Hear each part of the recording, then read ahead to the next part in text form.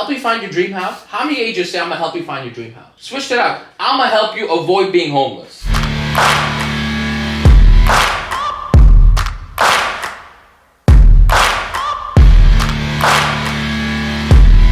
Good morning, ladies and gentlemen. It is currently 5:40 in the morning. I've been up for 40 minutes, stuck on TikTok, but now we're getting into it. We're gonna read a book. A lot going on today.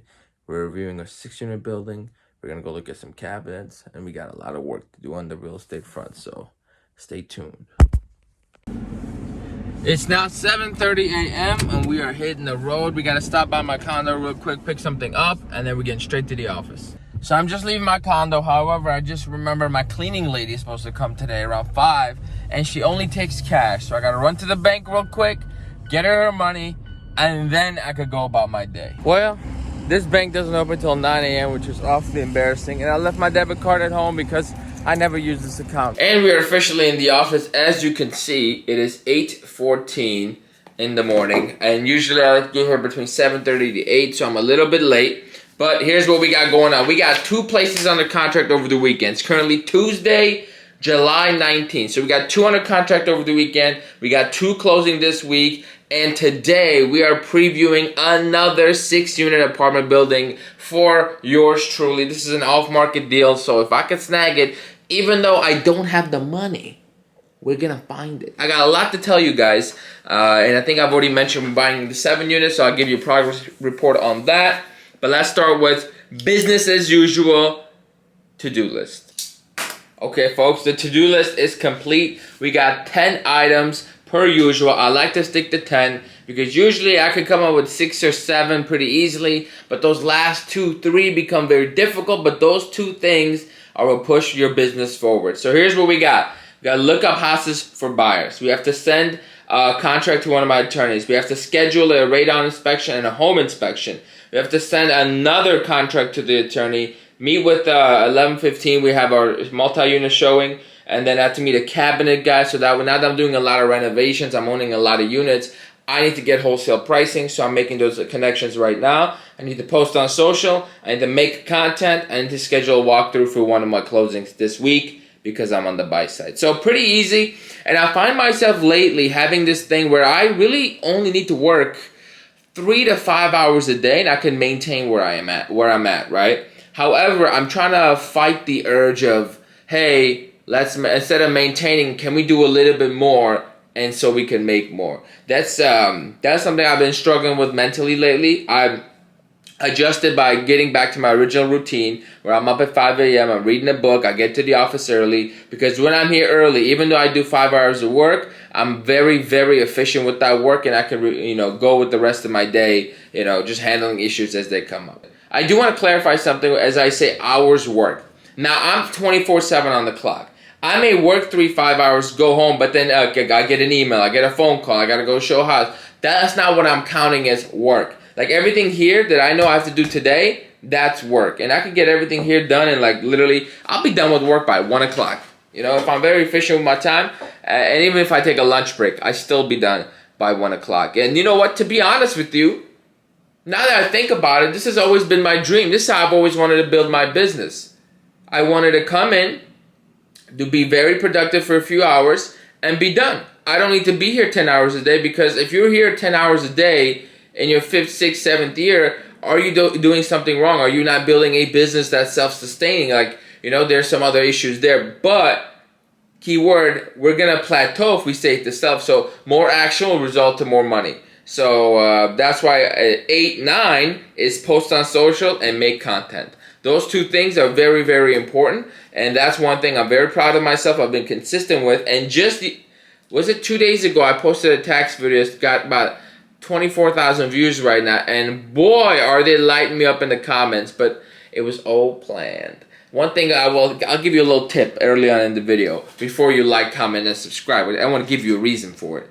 When you're making content, you want to give people just enough information so that you're correct and that you're giving them value, but leave small little details out so that way they could go in the comments and express how smart they are. Like for example, I made a video about depreciation, and like literally the hook was don't claim depreciation on your investment property until you watch this video to the end. So then throughout the video I explained, you know, that simply because when you claim depreciation it lowers your basis, that means you have a higher tax liability. Now I know what a 1031 exchange is.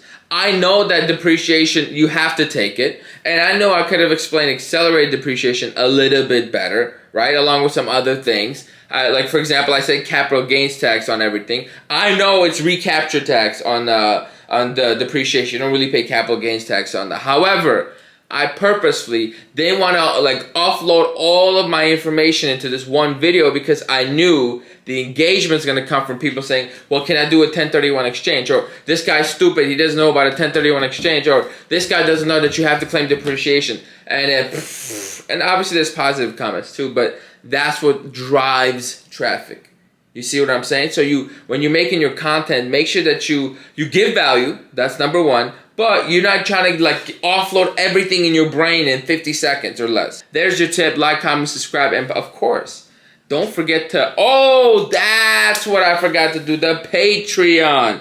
There we go. Don't forget to join the Patreon because it's set in stone. Excuse the awkward transition. Here's what happened. I remember I need to set up a call for Patreon, and I do it at 10 a.m. every single Thursday. That way everybody knows what time it is and you can expect it. Before I was just running and gunning and I was having a hard time getting people actually live because I understand how do you plan your schedule around something you don't know what time it's at. So 10 a.m. Central Time every Thursday on the Patreon. We are on a live Zoom call for an hour, 30 minutes to an hour. You can ask me anything you want. We get into the nitty gritty. This one-on-one time for you, okay? For $10 a month, you get access to me once a week. I think that is the best value on planet Earth because I charge $150 for a 1-hour call. Link is in the description. That being said, it is currently, what is this? I still can't tell time on this damn thing.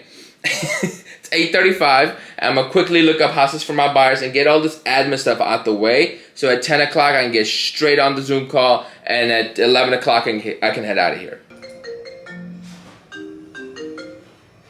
Good morning. I was thinking in my head, I mean, just do the inspection. At least you'll have peace of mind. And then you'll know what things you need to take care of in the future. Maybe you're 5 years away from having to do a water heater or whatever. You can start preparing for things like this. In your head, if you're like, even if there is an issue, I'm willing to move forward. If you're there, then it doesn't really make sense to do your inspection. See what happens, ladies and gentlemen. You get to work and then you get interruptions. Not interruptions, but like calls or text messages. And it all starts happening, look at that, after 9 o'clock. So that's why getting here early means you can be a little bit more efficient, get everything, like all the priorities out the way so that when the day starts, it's not going to throw off anything you need to do. You're still as productive as ever. All right, folks, we got item 2 out the way. We got this one still question mark. We got that item 4 out the way. The only thing left that I could do right now is schedule a walkthrough for one of my clients, which means I need to call the attorney. As we saw, the closing got delayed. So let me give my guy a call, see what is going on. Hello. Well, good morning, sir. Good morning. What's going on? Oh, it's going great. I just sent you the contracts for the 2 properties we had under contract for... I just left him a message. God, you're fast. I just saw that IO's closing was postponed to Friday. Am I right? Yeah, it was. I called everybody. I guess the seller is also buying, and they need it the same day. So okay, not a big deal. It works out good. All right, that settles it. So now I need to call the listing agent on that property and figure out when we could do this final walkthrough. And this is a lot of our job. Is just coordinating between a bunch of people. Why does this say hot? So it's 9:38 a.m. in the morning, and I just spent maybe 10 minutes getting coffee because I don't know what else to do. I pretty much got everything done. I have enough content in my drafts where I don't necessarily need to make content. I could post like literally 5 posts today and still have enough for the rest of the week. But I'll make content in the afternoon when I'm back. But I'm just sitting here, I'm like, damn, do I not have enough production? Or is this the right way to do it? That's when when the demons start coming back and you're like, am I doing something wrong? Should I be busier than I am? All right, ladies and gentlemen, it is exactly 10 o'clock. And I actually spent the last 20 minutes making a couple of TikToks. Lately, content has been coming very easy to me because I've simplified everything. I keep everything to one little segment.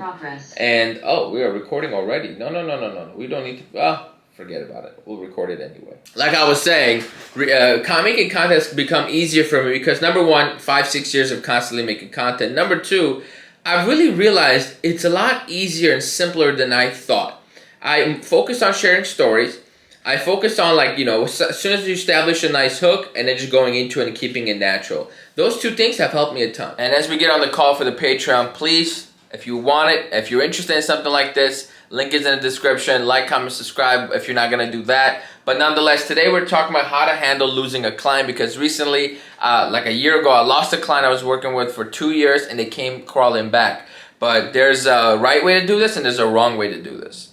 And that's what we're talking about today. More people make mistakes than are perfect. And you'll see a pattern. If you go through my content, the failures have a lot more views than the successes, because we can all relate to the failures. We all don't want to make a mistake, but we all do. One thing I will note, though, be very careful about the content you make. If your goal is to get clients from it, don't be so real estate agent focused. Help you find your dream house. How many agents say, I'm going to help you find your dream house? Right? Switch it up. I'm going to help you avoid being homeless.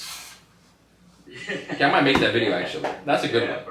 Vlog, that's a good one. It is now 11:25. We just got off the Zoom call. That call was an hour and a half for the Patreon. So somebody actually came out at the end. It was a great time. That being said, I'm quickly eating lunch and we're going out to the multifamily property at 11:45. It got delayed a little bit. All right, ladies and gentlemen, we are here. We are looking at that multifamily right there, and I think the seller is right there, and we're gonna check this bad boy out. So far, it is a banging hot deal, and we're gonna try to pitch seller financing and then get my own financing. So we'll see how it goes. And we're back, ladies and gentlemen. It is 12:40. I was in there for 45. I think I was in there for about an hour, and I learned a lot. The property needs a lot of work. We're gonna get a good deal on it. It is off market, so I think there's definitely potential here. And it's a great contact because her dad owns like $20 million worth of real estate, shopping plazas, retail centers, you name it, they got it, right? So I'm sitting here, I'm like, you know what, this is a great connection. And this is what happens when you're out there trying to make something happen, okay? You meet people, and when you meet people, you have more opportunities. Who's this calling me? Please hold on. Can you text me? This is a really bad time. What I was trying to say is, once you're out here trying to put some deals together, you meet people, all right? And through people, she has $15 million worth of single family homes she's trying to offload. Now, unfortunately, she's licensed, so we can't do nothing there. But imagine the off-market deals I have for my investors now. Ooh-wee! So that's how the game is played. Now it is 12:43, and I'm trying to figure out, do I go to the gym and become physically productive, or do I go back to the office and make content? Now, I already made content when I was waiting, so I kind of met that goal, and I just need to schedule that final walkthrough. My day's over, guys. Like, production level quality to the moon right now. All right, ladies and gentlemen, update. We are at the gym, and the workday is officially over. It is 1 o'clock. I don't know if you can see, but it is 1 o'clock. The workday is officially over, and I'm gonna go work out, chill by the pool, send a few emails, address a few issues, but nothing really catastrophic. You gotta stay tuned at. So thank you for watching. Like, comment, subscribe, and don't forget to sign up for Patreon and a coaching call in the description. Take care. Bye.